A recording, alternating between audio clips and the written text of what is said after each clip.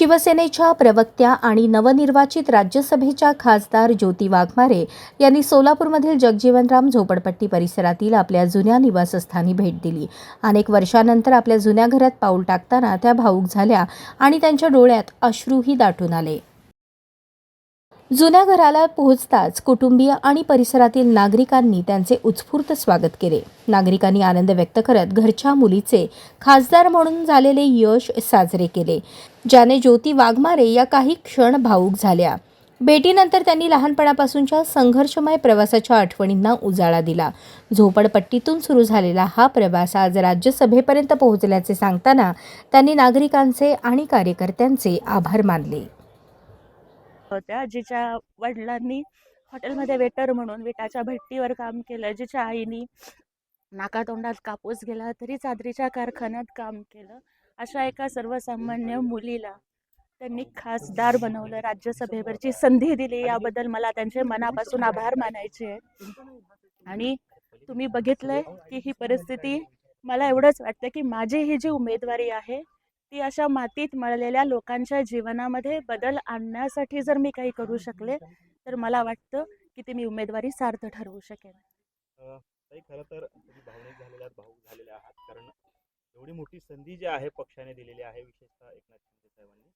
काय सांगाल त्यांच्याबद्दल, कशा भावना व्यक्त करा? आदरणीय एकनाथजी शिंदे साहेबांच्या बद्दल आणि खासदार डॉक्टर श्रीकांत शिंदे साहेबांबद्दल कितीही बोललं तरी कमी आहे. त्यांनी दाखवून दिलं, माझ्यासारख्या एका सर्वसामान्य गोरगरीब मागासवर्गीय मुलीला संधी देऊन त्यांनी दाखवून दिलं की शिवसेनेमध्ये जातीपातीला थारा नाही.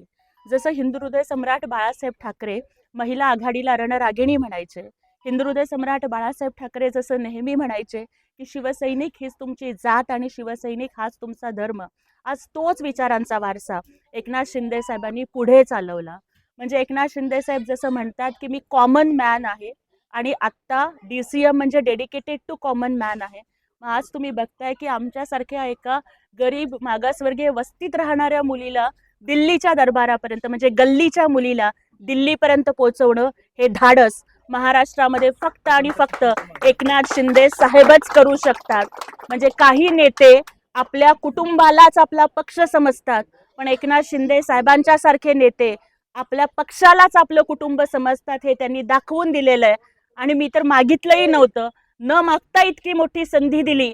एकनाथ शिंदे साहेबांचं काम असंच आहे की मैं जो बोलता हूँ वो मैं करता हूँ और जो मैं नहीं बोलता वो मैं डेफिनेटली करता हूँ. काही तुमच्या आईच्या हातामध्ये भारताचं संविधान दिसून येतंय. खरं तर तुम्ही दिल्लीची तुमची उमेदवारी जाहीर झाल्यानंतर म्हणलात की भीमराज की बेटी, काय बाबासाहेबांचे उपकार? बाबासाहेबांच्या उपकाराशिवाय आम्ही शून्य आहोत. डॉक्टर बाबासाहेब आंबेडकरांचा शिका संघटित व्हा आणि संघर्ष करा हा विचार माझ्या आईबापाच्या मनामध्ये रुजला. म्हणूनच आज इतक्या गरीब वस्तीमध्ये असून सुद्धा मी शिकू शकले, मी संघर्ष करू शकले. केवळ उमेदवारी दिल्यावरतीच नाही, तर शिवसेनेचा दसरा मेळावा असेल, वर्धापन दिन असेल, प्रत्येक स्टेजवरती मी अभिमानानं सांगते की भीमराज की बेटी मैं जय भीम वाली हूँ. आणि मला त्याचा अभिमान आहे की मी बाबासाहेबांची लेक आहे. मी एवढंच म्हणते कि रुतबा मेरे सर को तेरे संविधान से मिला है, रुतबा मेरे सर को तेरे संविधान से मिला है, ये अधिकार और खासदार भी मुझे तेरे संविधान से मिला है. औरों को जो मिला है वो शायद मुकद्दर से मिला है, लेकिन मुझको तो ये मुकद्दर भी बाबा साहब के संविधान से मिला है.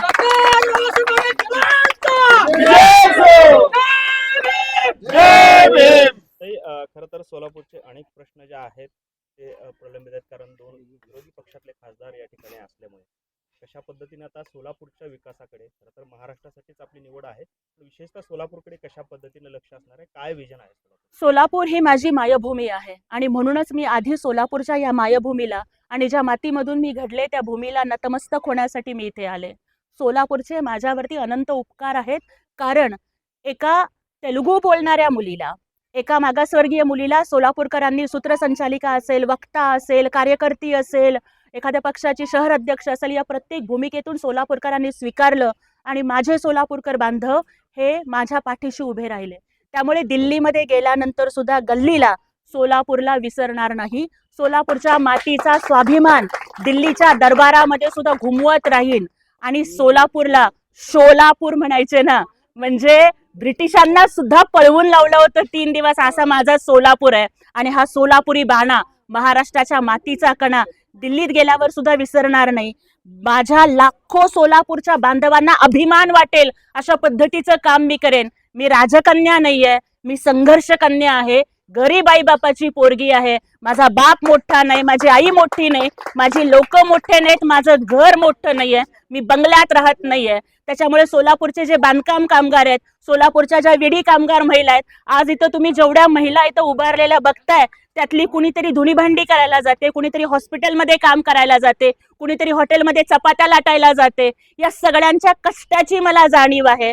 कारण आज त्यांनी जो हार माझ्या सत्कारासाठी विकत आलाय तो त्यांच्या घामाच्या कष्टाच्या पैशाचा आहे. आणि त्याच्यामुळे त्यांच्या प्रत्येकीच्या आणि प्रत्येक कष्टकरी बांधवांच्या प्रश्नाला, सोलापूरचा पाणी प्रश्न असेल, रोजगाराचा प्रश्न असेल, या सगळ्या प्रश्नांना मी दिल्ली दरबारी आवाज उठवेन. आणि आमचे नेते एकनाथ शिंदे साहेब आणि खासदार डॉक्टर श्रीकांत शिंदे साहेब यांच्या मार्गदर्शनाखाली सोलापूरला आणि महाराष्ट्राला अभिमान वाटेल असं काम करेन असा विश्वास वाटतो. काय काम आहे?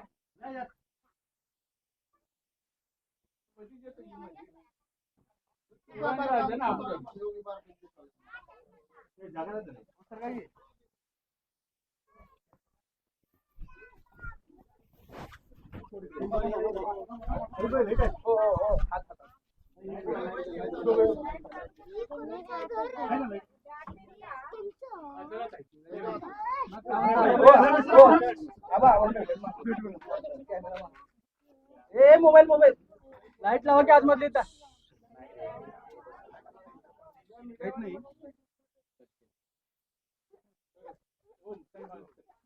थोडासा कॅमेरामॅन मागे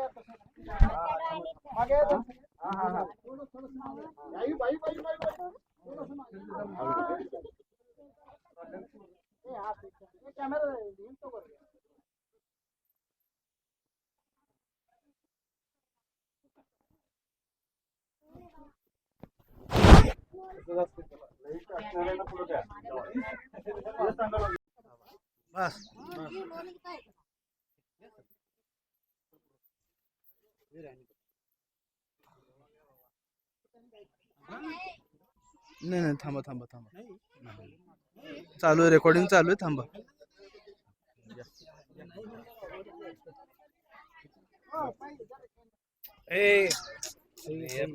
ओ हात यायला तुमचा मध्ये.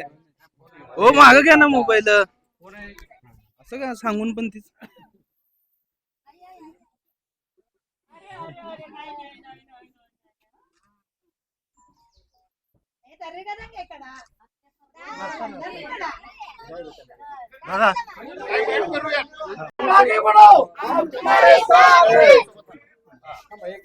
तिकडे जातो आम्ही जरा. चला 10 मिनिट असतं ना.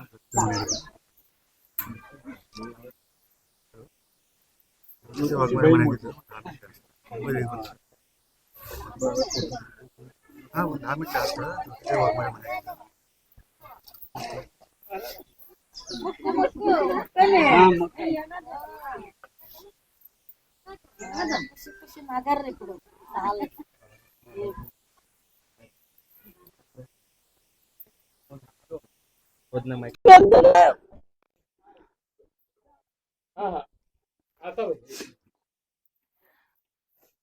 एक मिनिटात आहे.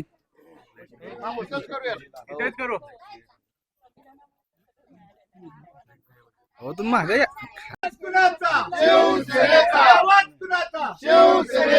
एकनाथजी शिंदे साहब तुम आगे बढ़ो, हम तुम्हारे साथ हैं. एकनाथजी शिंदे साहब तुम आगे बढ़ो, हम तुम्हारे साथ हैं.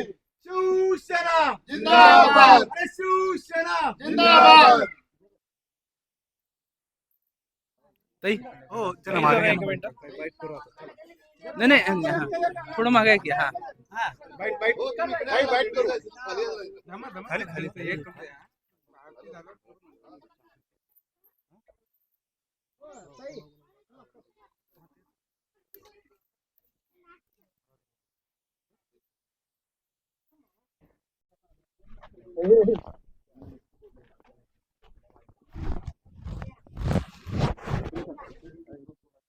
येत नाही जागा.